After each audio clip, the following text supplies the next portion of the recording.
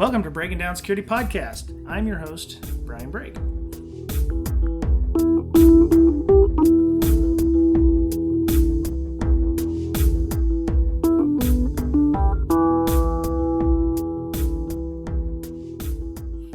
Welcome, everybody.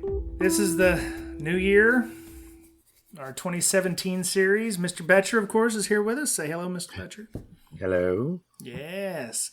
So, for longtime listeners of the podcast, I'm going to bring out the final little bit here. We mentioned a secret at the end of the last show. So, if you are a longtime listener, you will no doubt remember this person from previous podcasts. Please introduce yourself to the show. Hello, everybody. It's Amanda Berlin. Yay! Yes, we've asked. Well, actually, we begged. Forced. No, not forced. We begged. We were like, twisted my arm. Please come sit with us. We want to be the cool kids at the cool kid table. And she was like, all right, fine. So we've asked Miss Amanda to join us on our podcast. She's going to provide valuable insight. As a legit member, not just you're yeah, you're gonna be the new Yoko. You're gonna be the new Yoko. Hey.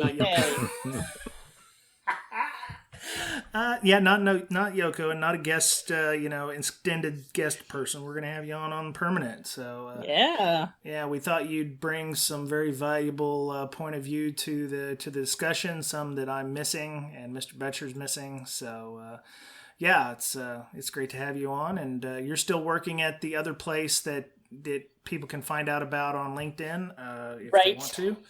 Yep. Right on. Okay. Unless it depends on how good the podcast pays. I can switch full time. You will get 33% of what I make and Mr. Betcher makes. So yeah. Mr. Betcher, how much did you make last year from the podcast? A ton. Yeah. A ton. Ton of what? A ton more than the previous year. That is true. Yeah. We're definitely a not-for-profit here, so One of the many things I learned while working in healthcare is that just because you're a not-for-profit doesn't mean you don't make a profit. That's true. I used to work, when my first job out of high school was working as a food service person at a hospital in Springfield, Missouri. It was called St. John's. It's now called Mercy, I think. But yeah, they were a not-for-profit, which meant, I guess, at the end of the year, they had like $80 million. And they were like, oh, crap, what are we going to do with it? Oh, let's just put a new wing on a building. That right. Kind of thing. Yeah. We don't make a profit. Because they're investing. Yeah. They're investing back into the community. That's right. Right. That's right. Well, my profit is the friends I meet, the things I learn. The time you spend with us. Oh, such a kiss. Oh, yeah. Well, that's like a cost. Emotional cost. Yes. You guys pay for therapy too, right? That's right. You get all the therapy you want. So, yeah. So, before we get to the podcast, I did want to mention our friends over there, Hack in the Box in Amsterdam. Early bird pricing, of course, for tickets is done as of 31 December. Tickets are still on sale, I believe. I tried to check the website to find out if they were still on sale, and they do appear to have some classes and things still available. One of the classes I thought was interesting was like the Art of Evasion. So it was like if you're being kidnapped, this guy would show you how to evade that and break out of like lock picks and jumpstart cars. Oddly, that was canceled. Not surprised, actually, but anyway. I think Deviant Olin has a class that you can take for that kind of stuff. Like he'll take you and like shove you in a trunk. Oh, really? Yeah. Okay. I know he's huge with lock picking, but wow. All right. Yeah. Cause this whole thing was like, here's how to evade capture and how to hotwire. Hey kids, get in my trunk and, Wow. So if you still want to go to Hack in the Box in Amsterdam in May, you can go to hackinthebox.com and at checkout, enter Breaking Security, BRAKEING Security at checkout. It'll get you 10% discount. And you can, make sure you can still go to that. There's still, there might also be a problem with hotel rooms because it said the hotel that this place was at was full up. So there's also instructions on the website where you can go if you want to actually find a Best Western or something you want to hook up at. So take my class, Clarice. Yes. So, all right. So we're actually going to start with a news story. We're going to do this all the time, but there was just one that we thought was like a little on the crazy side, and we can't believe that actually happened. So, who put that link in the show notes? I don't know. The one about I thought you did. Me? No, I just saw it was on the list here. It was from the LA Times. Who put the LA Times thing? I did. Okay, I did. So, so can you explain it a little bit? Hang on. Let me click on the link. Oh my God! Don't click on the link. Don't click on the link. Wait, click on this one instead. Oh, Okay, no. it's from the LA Times. Why lawmakers are trying to make ransomware a crime in California. Mm-hmm. Okay, so first thought is, how are you going to prosecute these crimes if you can't even find these people? Yeah. Right? I think the gist of it is that they're trying to pass a law that says, okay, ransomware is a crime. That way they can at least have justification to go after somebody. The problem is attribution is really hard. Yeah. And to be able to find the people or the right people when I don't know, I haven't seen ransomware in quite a while that didn't take Bitcoin. Mm-hmm. How are you going to track that? And it's pretty difficult to track down who's the owner of a particular Gmail account, Mm-hmm. right? If you can get on Tor and create Gmail accounts left and right, and then compromise other people's Gmail accounts. I mean, I'm not saying it's impossible. I'm just saying it's really, really hard. Yeah. And, let's focus our efforts on trying to prevent this stuff and education. And maybe I'm wrong. Somebody enlighten me. Have there been any cases where someone created ransomware, infected files, and then law enforcement came after them and put them in jail? They actually found the perps? Not that I've ever heard of. Yeah. And the other thing is, I think this would only affect U.S. Americans or United States citizens who was actually promoting malware, and ransomware, which I don't know if the California law would apply to somebody in Romania or in Nigeria or whatever who would be passing out malware. I think with a law passed, it may be easier to extradite them. Well, it's like, we here in the United States, we have, if you get pulled over by a cop and they find that you're using your cell phone and, oh yeah, you also don't have your seatbelt thing on, those can actually stack upon one another. I call it a la carte ticketing or whatever.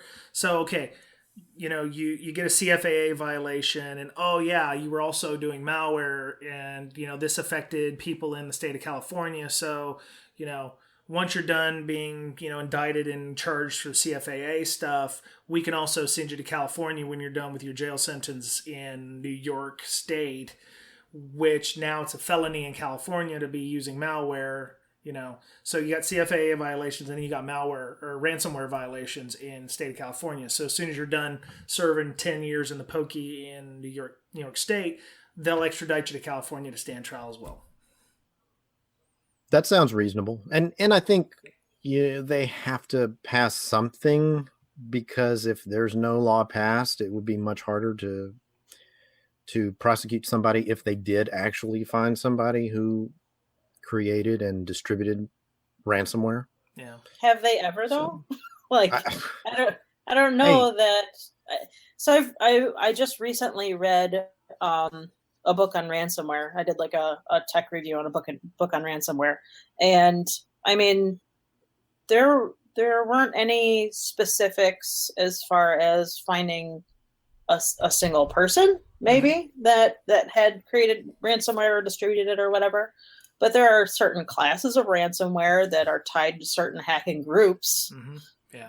And none of them are based in the US. So I just feel like I've never heard of a court case that has had anything to do with that in the United States.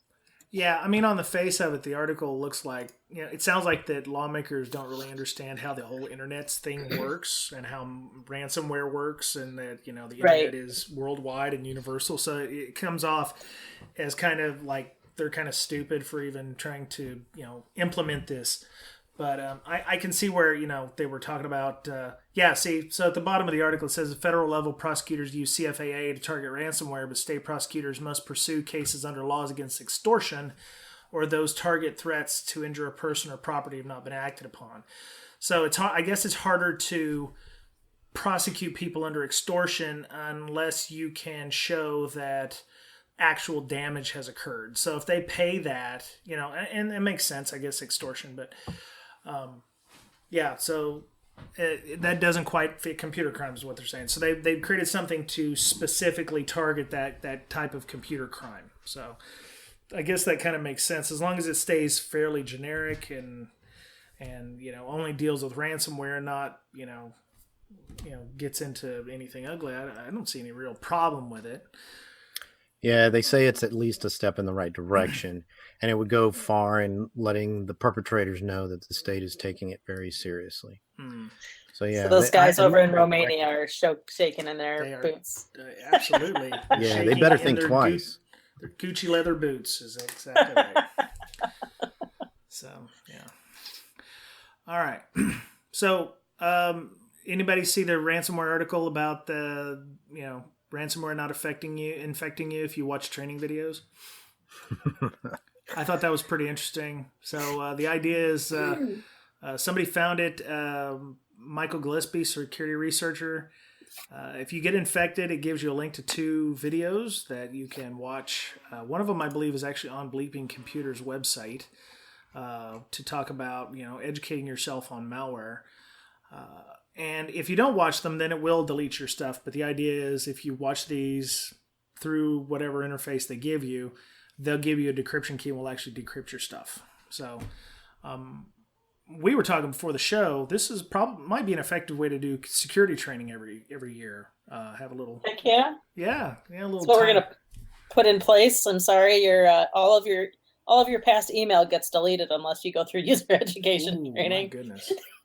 Wow. I got, man. Well, see, my thing is, training that takes 2 hours. Normally I do in about 5 minutes because I just click to the end and answer the questions, retake all the tests if I don't make it until I get it right. Right. Well, that might be what this does. You click on the videos and then you fast forward to the end. Hopefully it doesn't have any errors in it where it starts deleting them anyway. Yeah. This is pretty harsh. Right? Somebody taking a altruistic view of, they think they're helping mankind by getting some training out there. If you fall for this, then I'm going to train you up and you better train. Otherwise, it's the real deal. So do you think this is, do you think that's going to be more effective than the law against ransomware? Well, yeah. I mean, what if this did start as a joke and then just got out of hand? What if somebody did create this for like a training purpose and then it got leaked and then somebody was like, oh, well, I can also do this and then I'll delete and your make files. Money. Yeah. Oh, they're not even asking for any money. Nope. They're not asking for money. They're just asking you to watch the video, right. Which is odd because they're exposing themselves. They have a command and control server that the decryption keys are retrieved from.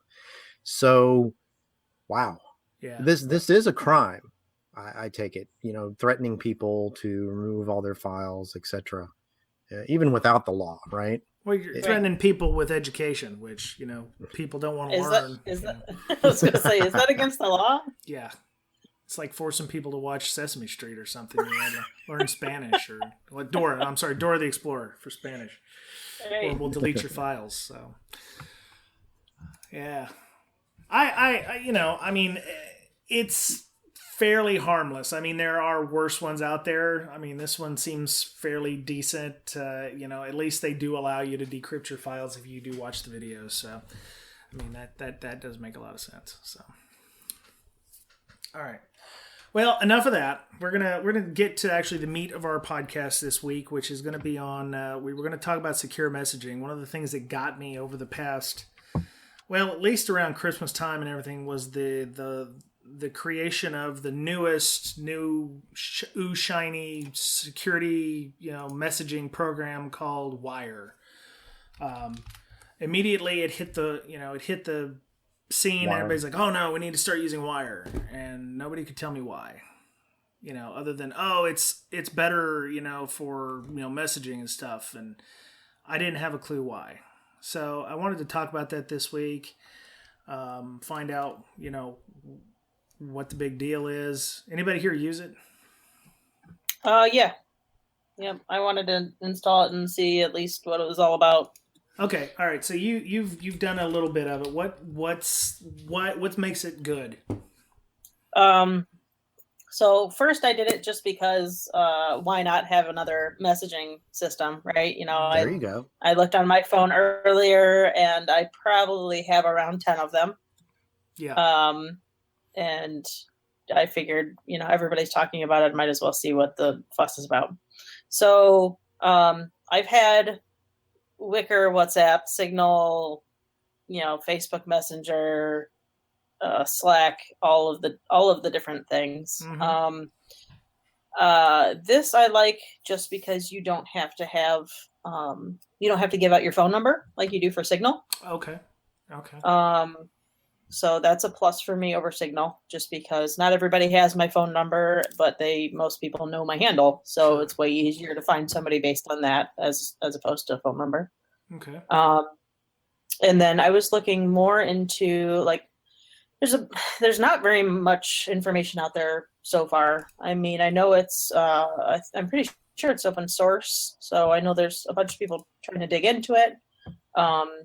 But you can have it on multiple devices. So that was another reason that, I really liked it. You don't have to carry around a key fob or whatever to keep your private key on. Yeah. See, I had set up Signal because when I was at DerbyCon, we were trying to wrangle all the podcasters in a room and stuff. And I had hit up Steve Reagan because I wanted him on the show.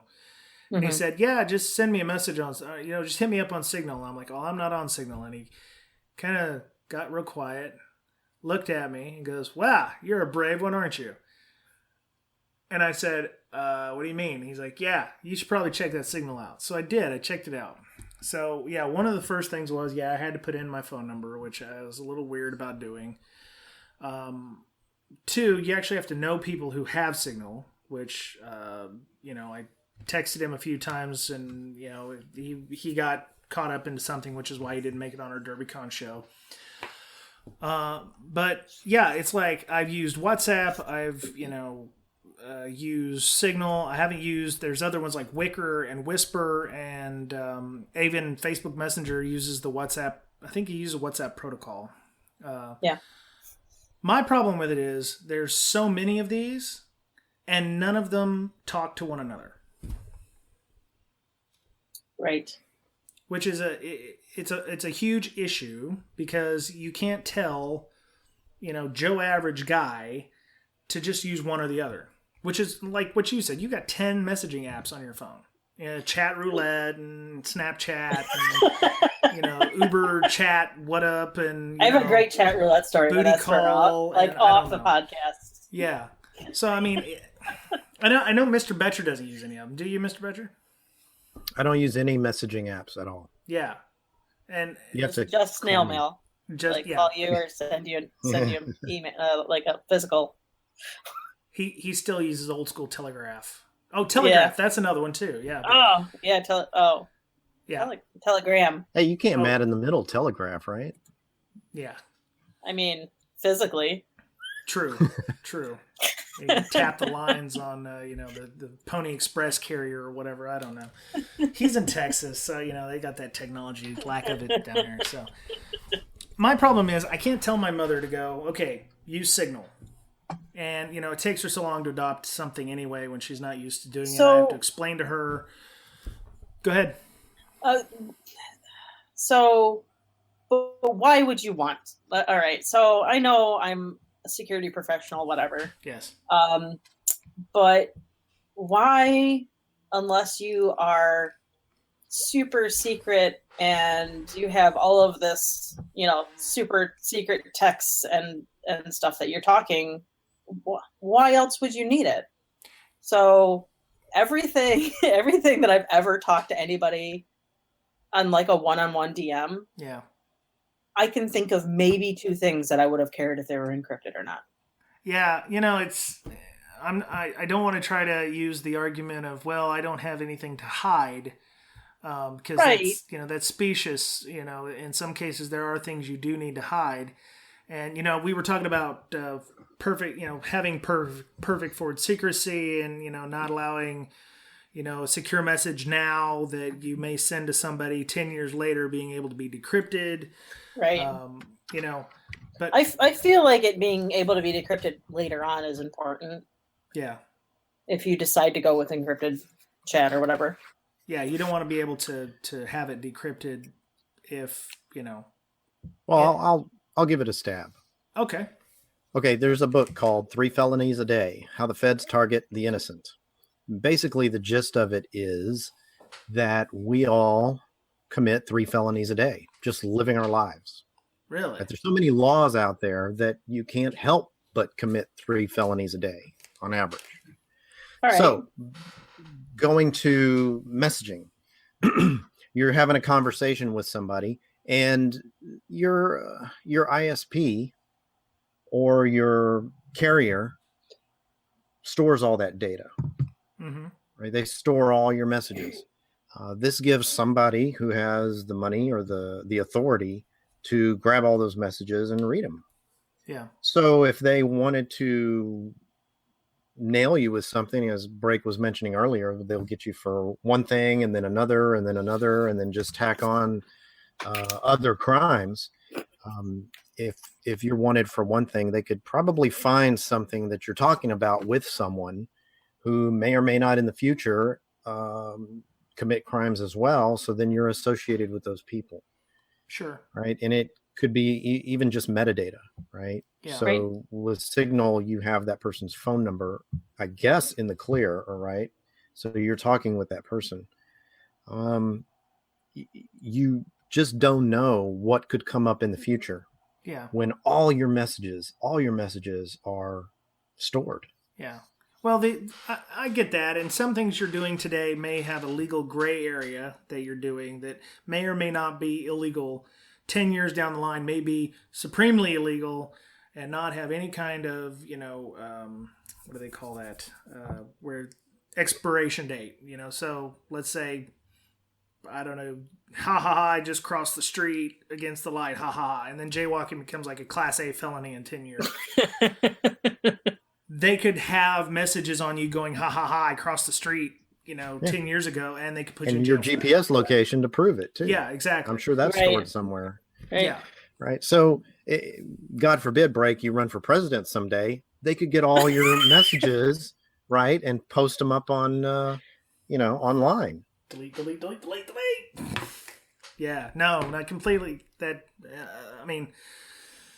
As we've seen with the last presidential election, all kinds of tweets and messages and videos and stuff. It doesn't matter out anymore. there. Yeah, it doesn't matter anymore. It's all out there anyway. So, yeah, and that's the other thing. It's like, do we have that privacy anymore? I mean, between all the data breaches that we've had, government, military, veteran here, OPM breach wiped me out. I mean, China's got my fingerprints. I mean, they've got DNA of me from, blood tests that I took while I was at boot camp, probably.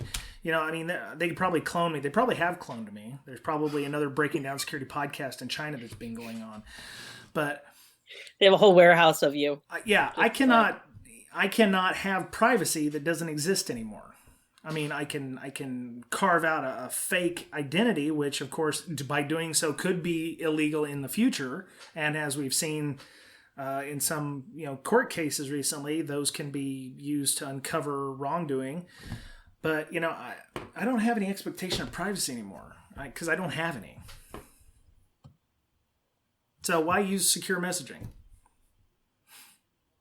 And I think Amanda, you said something before the show. You were talking about verifying the people. Right. Yeah. So, my first, I never really enjoyed anything, any kind of cryptography or whatever. And my first kind of glimpse into it is because I was never big in math, anyways. Yeah. My first glimpse into it was having to sign my emails with PGP and encrypt like a password list with it. Yeah. And it's a pain in the ass because you have to verify the other person's key physically. Like you come and say, all right, well, what is it? Or you have to call them or something. It's just a pain, like with as many people as you talk to daily, and some of us it's, in the hundreds. Yeah.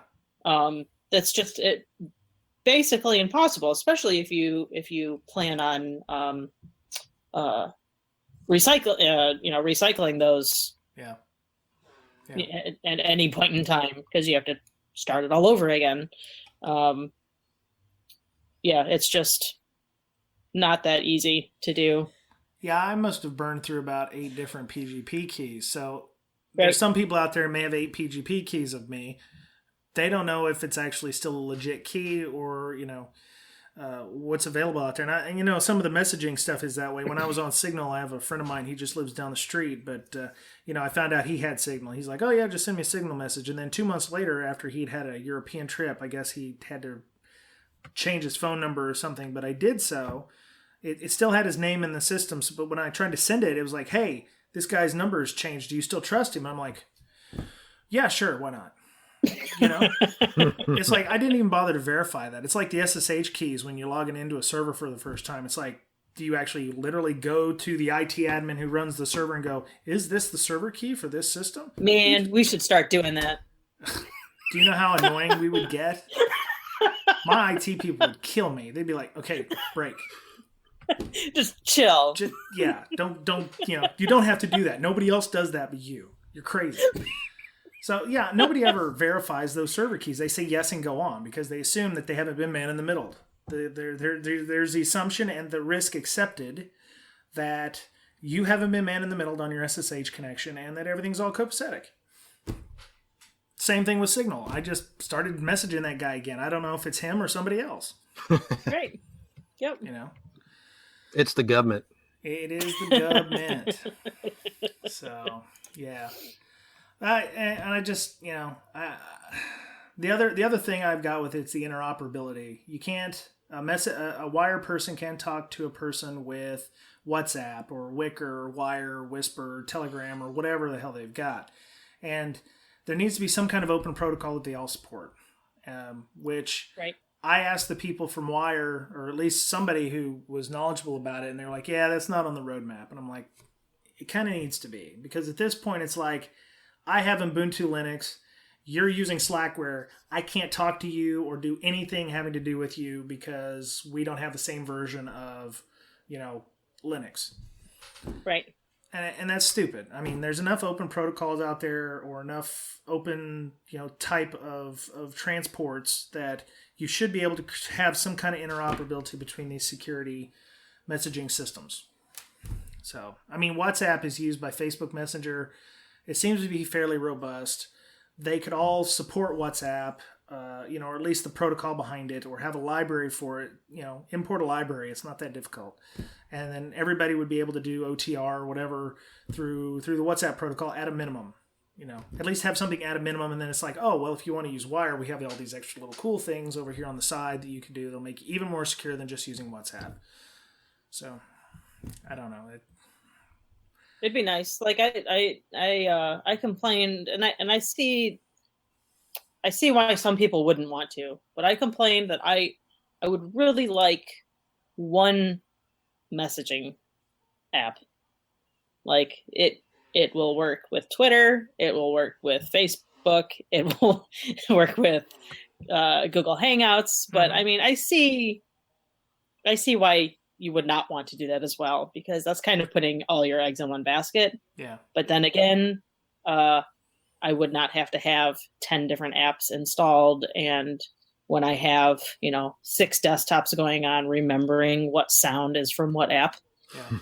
Well, when I started using Windows 8, they had the social tab, which allowed you to put all your social media accounts basically into one application, and then they would show you nice. very similarly in a threaded kind of format.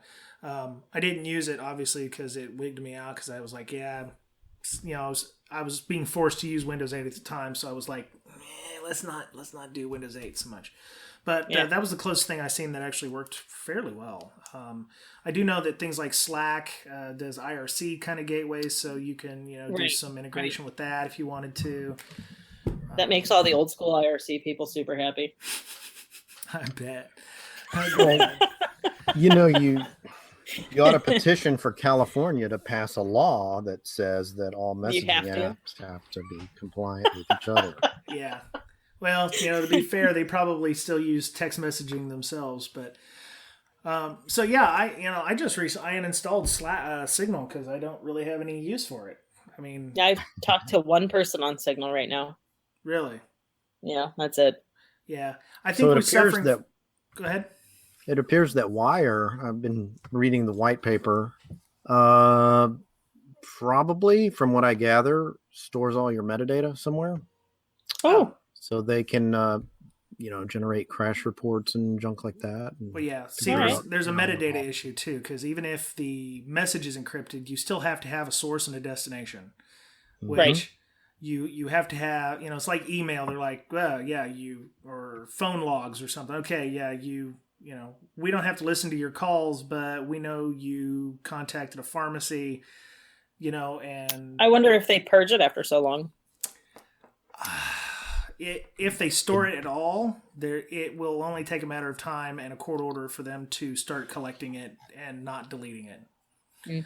The idea would be to be completely, we don't store anything anywhere ever. And I seem to remember there was somebody got a court order or law enforcement letter saying, we want the call logs from this, and all they got was a lot of like source and destination and phone number stuff or something like that. I have to find that link, but it basically went a long way to showing what they could and couldn't give to law enforcement.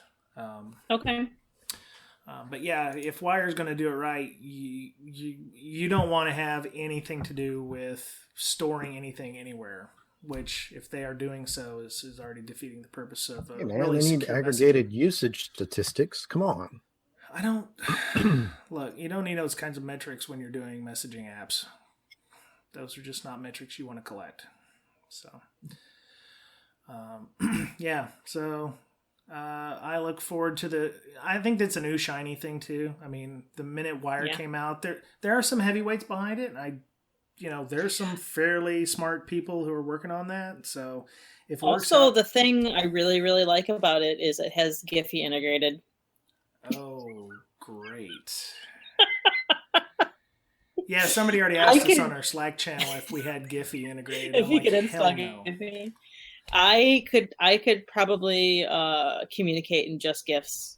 Ugh. Like that's my top talent. It's on my resume and everything. Look, no. If you join our Slack channel, you're expecting Giphy, just move along because it's never going to happen. Wait, you made me an admin. I made you. Shortest admin stint ever for you.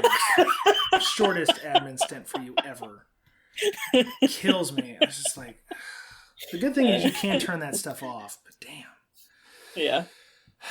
All right. Well, so if anybody out there uses the messaging protocols and they want to explain to us, come on the show, explain why Wire is the best ever one, what have you got to sell? How do they make money? I don't think they make money. I think they're doing it out of the goodness of their kindness, heart. Yes, out of the kindness of their hearts. I want to say that I looked at the list of people who were on Wire's team, and there were several. There were several angels. There were several backers. Money. Yeah, one was like the Skype. Oh, what was he? He was like he created the Skype protocol or something. Yeah, like that. yeah. So there's several people with big money on there who is obviously bankrolling the effort because, I'm sure Matthew Green and them don't work for free, even though I would imagine he is tenured. But yeah, that kind of stuff takes dev time and money to kick out. And of course, they've got marketing people. So yeah, they gotta pay the bills too. So, but yeah, it's a fairly well-known group of people. I don't have the link on here, but it'll be in our show notes by the time this goes to press. So, yeah. So, if there's something technologically that we've missed in the show about why the messaging system is better than anybody else, please let us know. We're on Slack and elsewhere. So does anybody else have anything else to talk about? I know, we were going to discuss ShmooCon since Amanda's going to be at ShmooCon. Thank you for all the ShmooCon organizers for giving you a ticket. I know. We said, hey, we kind of got a little pretty show here. Please. We have a little show here. We do. It's a thing. And they saw fit to pity us and give us a ticket. So that was very nice of them. So Amanda will be at ShmooCon this week.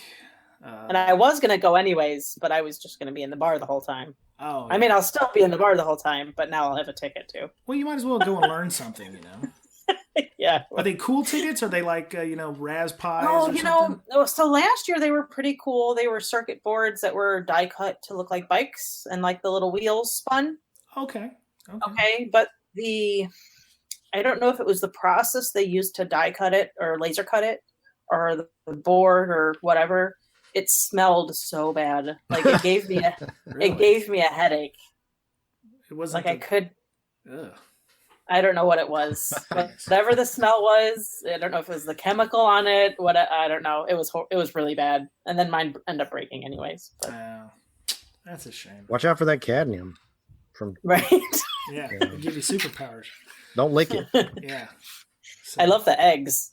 The eggs. Oh my god. Yeah, this is going to be so much fun. I can tell this year is going to be fantastic. We've got so many ideas. Like I said last year, I think we were a little underprepared, and this year we've got I think we've got enough for a year's worth of topics already on here. So even if we don't get all of them done, then we'll still make it a thing. So, I think that was it for this week. So. Unless anybody else has anything to say, let's give out our where people can get a hold of us at. Starting with Miss Amanda. I am on Signal, Wire, WhatsApp. Killing me. You can find me as InfoSister pretty much on every social media app ever. Excellent. Okay. And Mr. Betcher, how about you? bds.podcast@gmail.com. All right. Reach and me there. You're at BetcherPwned on Twitter. You got it. BOETTCHERPWNED. Yep. So we have a Slack channel, as we mentioned earlier. If you want to join that, you can either hit us up on Twitter and say, hey, send me an invite, or you can go to breaksec.signup.team and just get an invite there. I turned off the bot because we had some issues where I was trying to verify everybody that came in, and we actually locked up our invite queue for a while because people were not getting them at the time that they were logging in. So I fixed that. We've got about 135, 140 people in there now, so that's pretty awesome. We talk about all kinds of stuff on there, and it's a fairly active group from all over the world. So if you're even a non-American, we have some folks from Australia. We have some folks from Finland. We have folks from England and the rest of Europe. We also do our CTF. We're going to be starting our CTF club probably around the 1st of February. And what that's going to be is we all get together on a hangout, much like me and Mr. Betcher and Miss Amanda are doing right now. And we'll go through a war game or a CTF that is available. Some people have mentioned the over-the-wire stuff. There was a Ring Zero team that was also mentioned. So we'll take those and we'll kind of walk through them together. We're going to have mentors, hopefully, that do CTFs or do pen testing, who can help walk some of the less advanced people through. So if even if you aren't an advanced person with CTFs, feel free to join us, because there's going to be stuff that even I don't know that I'll have to be walked through. Our book club's going. Go ahead. Oh, sorry. I was to say, I have some super simple training. I was talking to somebody about the other day. We were talking about like CTF fundamentals, and one was like going over wire captures, like packet captures, and then things like DNS commands. Oh, very cool. Yep. So the other thing we do is the book club. We actually get on a hangout together. Miss Amanda and Mr. Betcher have been very super busy and have not been able to join us yet. But what we're doing is we're taking a book, in this case, Software Security, Building Security In by Gary McGraw, and we're going through chapters. So last week, actually January 4th of this year, we went through chapter 7 on risk-based security testing, and that was quite interesting. We talked about creating proper vulnerability reports. We talked about the various things in that chapter, and we also kind of went outside of it to talk about experiences we've had with software testing.